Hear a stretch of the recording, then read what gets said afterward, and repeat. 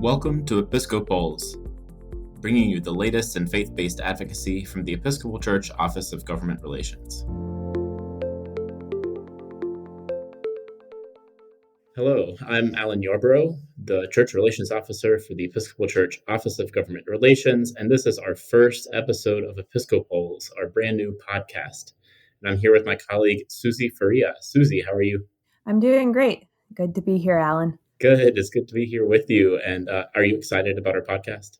Oh, absolutely. I think this is going to be a really great way to better explain our work and to be able to go into more depth on various issues that we cover in our world in Washington, D.C.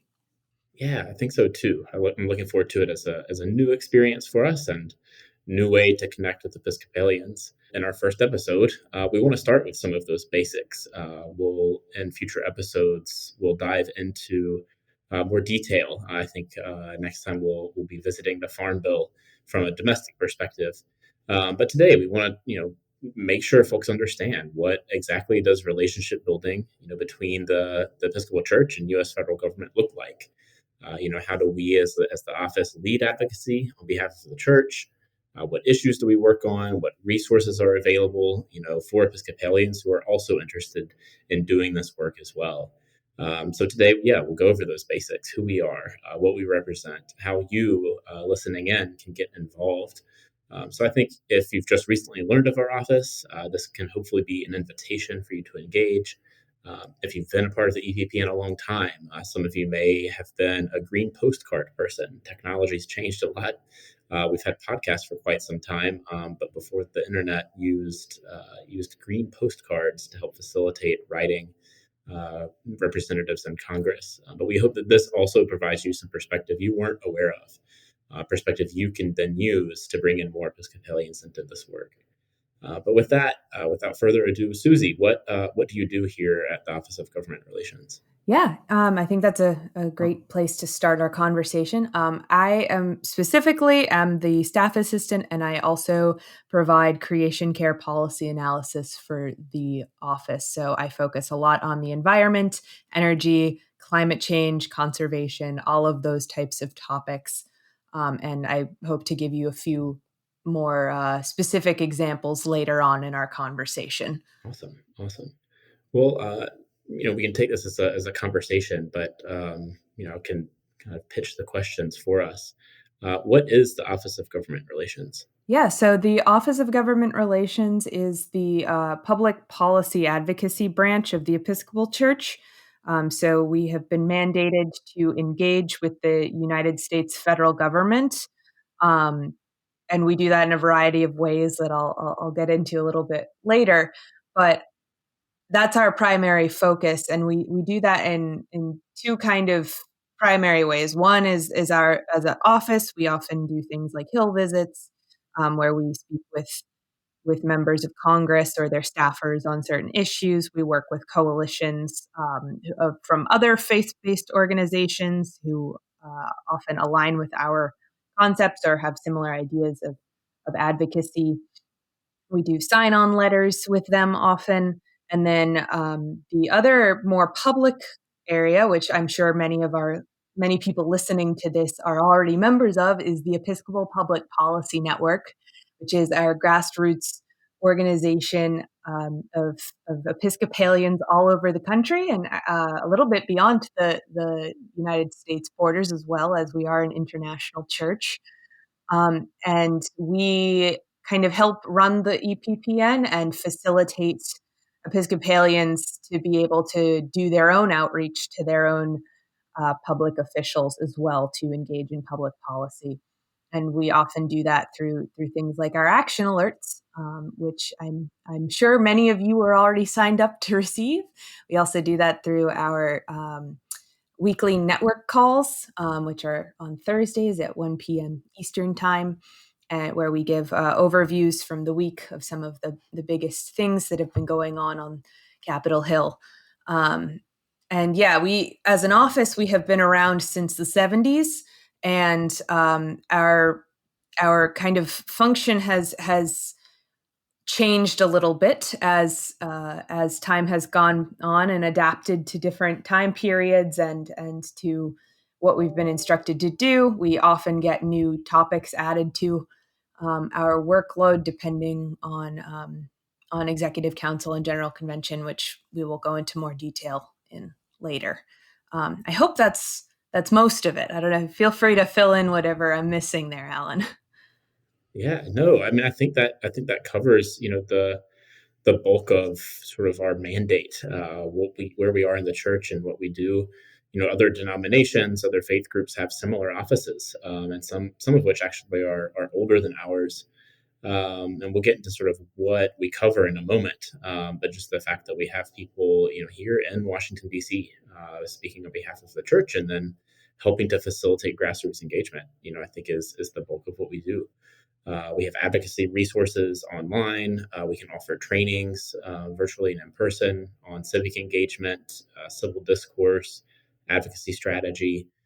So yeah, I think that covers it. But then I'm wondering, this raises to my mind, Susie, and perhaps folks on the call are wondering too, substantively, or topically, maybe, what does the Office of Government Relations cover? Are there portfolio areas? What do we actually speak on? Boy, oh boy, are there portfolio areas. We have a lot of different things that we're constantly covering. Right now, I'd say some of our bigger areas, I've mentioned earlier that I cover creation care topics, so things like the environment. We also do a lot around poverty and anti-poverty work, including things like nutrition. Um, and agriculture in regards to nutrition. We have humanitarian outreach and foreign assistance work. So there's a lot of like international topics. We have a international policy advisor who covers many parts of the world. We have a large portfolio area for immigration and refugees and migration, and all of the complicated things that go on with those types of areas. We have portfolio areas for criminal justice reform and disability rights. We have voting rights as another big one. Indigenous issues, racial reconciliation. I think the important thing is that while there's all of these other ones, all these things, they all kind of fall into like 5 primary categories that have been kind of assigned based on presiding Bishop Michael Curry. And so they all tend to fall roughly within these 5. So it's creation care, racial justice and reconciliation, human rights and peace building, immigration, migration, and refugees. Why can I not remember it? Oh, ending poverty. Of course, I emphasized that earlier. That's our 5th mandate here. And so those, all of our kind of general portfolio areas, or our more specific portfolio areas, can roughly fit within one or multiple of those wider kind of areas. Yeah. I think it's important to note that there's some that are newer to us that we are very enthusiastically tracking and paying attention to on Capitol Hill, like cryptocurrency and internet safety and things like that. But those don't quite fit as neatly into the 5 categories, but they are still important, and we are still tracking them. So there's really no shortage of portfolio areas at the Office of Government Relations. That's for sure. No, it is for sure, and it's kind of overwhelming at times, how much we have to work with, how many different issues we speak to. I personally think it creates a lot of opportunities, and it keeps, just from a personal perspective, keeps this work very interesting and challenging. But it also shows just the amazing breadth of engagement within the church itself. And that's in part a reflection of where our policies come from. So, Susie, I wonder if you could talk about how we choose the topics that we cover. Yeah. So everything that the Office of Government Relations does directly comes from General Convention and Executive Council resolutions and resolves. We do not speak on things if they have not been addressed from one or both of those bodies.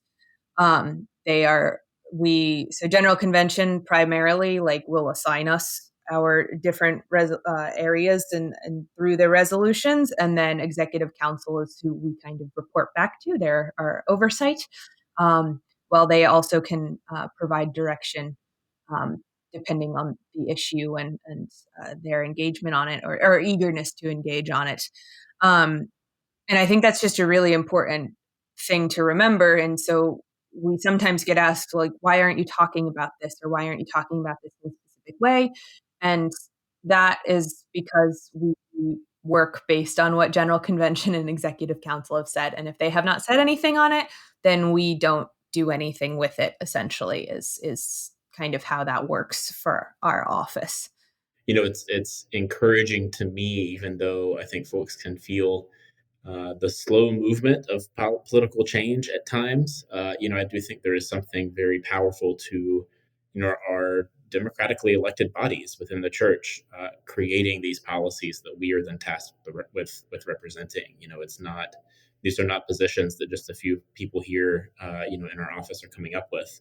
We're actually empowered by the slow, thoughtful, deliberative process within the bicameral legislature that is our General Convention with the House of Bishops and House of Deputies, and often reference policies that are even older than our office itself. So it's something that the church has been engaged in throughout its history. I think that's just a really important part to note is that, like, I was asked this question recently about, like, how long's the shelf life of like a general convention resolution? I'm like, honestly, we still regularly are referencing things from the 70s or the 90s or the 80s. These can be incredibly evergreen when it comes to our work. A lot of the ways that the church has spoken on these issues have, while the situation surrounding it hasn't changed, the message hasn't really.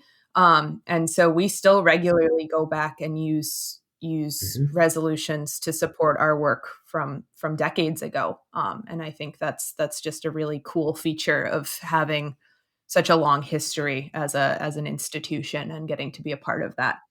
Sure.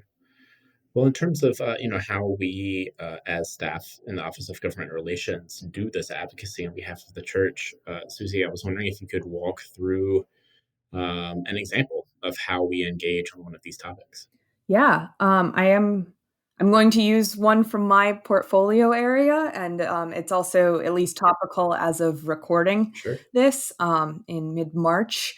But we recently put out a piece on the Arctic refuge, and so I guess to go back into like how we get to the point where we're sharing it with the EPPN and engagement and all of the other pieces that aren't necessarily as visible. Essentially, back in 1991, we had a General Convention resolution saying that the Episcopal Church opposes drilling in the Arctic refuge. And this is a resolution that we have been referencing ever since when it comes to this topic. As far as other relationship buildings, we have the church historically stands with the Gwich'in people, who also want to protect the indigenous land in the Arctic refuge. So there's that relationship right there, and that's very informative to how we choose to go about our work. As far as other pieces of that and other relationships that go into it, we are in coalition with many of our other partners. I attend a weekly Arctic Refuge call with several dozen organizations, several of which are faith-based organizations, and those give updates on the protection of the Arctic Refuge and the situations and how we need to adapt our advocacy to be more effective. So those are really important to also help with messaging and making sure that we're being consistent and relevant and communicating in the best way possible, both to our networks and then also for things like Hill visits. So a big part of our office is going to Capitol Hill and going to either the House or Senate and regularly talking with staffers. We largely communicate with staffers. Sometimes we also get to communicate with the members themselves, and we educate them on the issues, and we get to talk to them about their positions on the issues. And so in the case of the Arctic Refuge, we say we don't want drilling. We would love for this member to agree with that and choose to, in this case, co-sponsor legislation that would permanently protect the Arctic Refuge. And so that's the basic messaging for Hill visits and things like that. And we sometimes do those on our own, and sometimes we do them with our coalition partners. And so there's just a lot of moving pieces into that go along with all of our things behind our action alerts. And so then we got to a point where once the legislation had been introduced, that we could then write an action alert and engage the entire EPPN to work alongside us on advocating for this issue. And we've done that for several Congresses now, on the Arctic refuge specifically, and for other things as well. What you were describing reminds me of the extensiveness of our relationships and how important relationships are to this work. We're at the Office of Government Relations; it's in our name, and we really have to emphasize that. To be effective, we have relationships with coalitions, as you mentioned, not just within the Episcopal Church, but with other faith groups, with secular organizations. We partnered for our voter engagement work. We partnered with the Civic Holidays. There are 4 organizations that deal with different components of voter engagement. But it's also about relationships with government officials and that we're advocating to, about bringing in the church, bringing in our expertise alongside the government to problem solve together. I think we always ask, I was just in a meeting earlier this afternoon, we always ask in our meetings, how can we assist you? How can we assist you, the government official, whether it's a member of Congress and their staff or someone in the State Department? How do we work with you on this problem? How do we help address it? And I think it allows for a more welcoming posture and more effective collaboration as we do this. So I want to take that as we sort of wrap up here, that idea of relationship, and emphasize that you as listeners, you as individual Episcopalians, can take that approach as well. You consider this type of relationship building at the parish level. What maybe outreach ministries does your church have, and reflect on the goals of those ministries. And then consider, can those same goals be pursued through advocacy, not as a replacement for the tangible outreach, but as a supplement to what you're doing? It's likely the knowledge and relationships within parish ministries can be useful for local policy making as well. How might, so you have a homeless ministry, can the relationships from within that homeless ministry help your city council make decisions about addressing homelessness, for example? So we do that a lot at the federal level.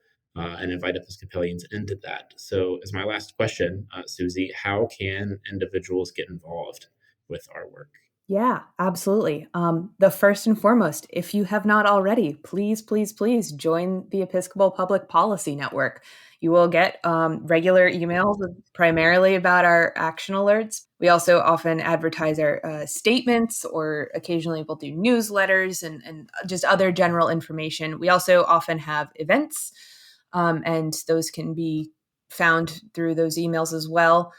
So in addition to our weekly network call I mentioned earlier, we also have things called, I don't know if calling it a series is necessarily the best term, but we have our closer looks where we kind of take the time that we can't on our network calls and go deeper into specific issues. I would highly recommend checking out our website. We have lots of different resources. Alan mentioned earlier civic engagement, civil discourse. One of my personal favorites is our policy for action. So if you want to see all of the resolutions that we are constantly referencing, we have them all in one place, and it's available on our website. And I think it can be a really useful resource to help guide your advocacy as well. I think those are some of the big ones, but yeah, there's lots of ways to get involved, and we hope you'll continue on this journey. If you have been an EPPN member for a long time, you'll continue with us. And if you're brand new, then welcome. We look forward to getting to walk with you on this journey. And we're here, for direct communication as well. So if folks want to reach out to us, you can do so through our social media at the EPPN on Facebook, Twitter, and Instagram, and through our email, eppn@episcopalchurch.org. So we look forward to hearing from you. We look forward to you joining us in this podcast journey to help enhance our advocacy as Episcopalians to the U.S. federal government. And thank you, Susie, for your time today. I look forward to more conversations in the future. Yeah, no, thank you so much for having me. And I'm sure we will have further conversations in this format. And I'm excited for it. Take care.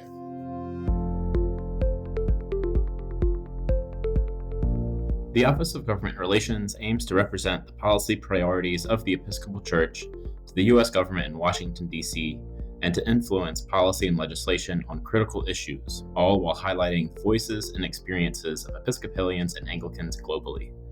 The office facilitates the Episcopal Public Policy Network, a grassroots network of Episcopalians engaged in the ministry of public policy advocacy. Take action and learn more by following the links in the description. The Episco-pols podcast is produced by the staff of the Office of Government Relations, with support from our podcast engineer, Ellie Singer, and project manager, Chris Sikama. Thanks for listening, and join us next time on Episcopals.